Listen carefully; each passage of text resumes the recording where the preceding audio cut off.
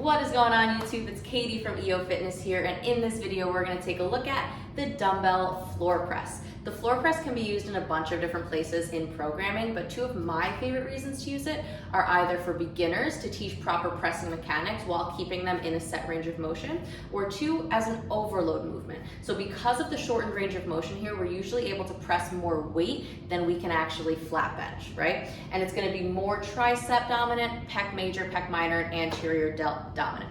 So go ahead and watch this video. I'll give you some of my favorite cues for it, as well as show you some mistakes to avoid. Enjoy. To start the dumbbell floor press, we're going to lay back on the floor with our dumbbells and pinch our shoulder blades together underneath us. From here, we're going to pull our dumbbells apart as we bring them down to about mid-chest level, and then we're going to squeeze them together as we press up.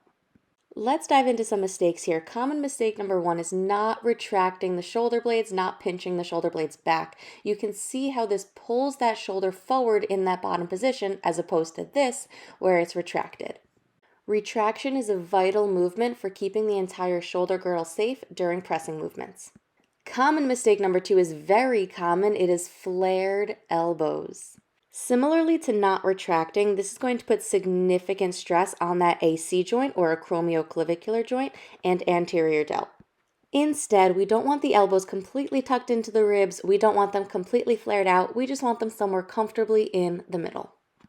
Mistake number three is losing all that tension on the floor. As you can see here, I'm just resting on the floor. I even see people do this with their hands. Please, no. I know it can be tempting to do this with the floor press, but keep all that tension. We are just letting that upper tricep hit the floor and then driving up and together.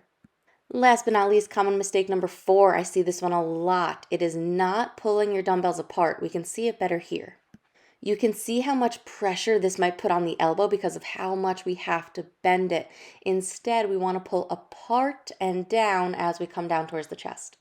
Be careful with this as we don't want to pull too far apart. We want just a little bit less than 90 degrees in the elbow at the bottom.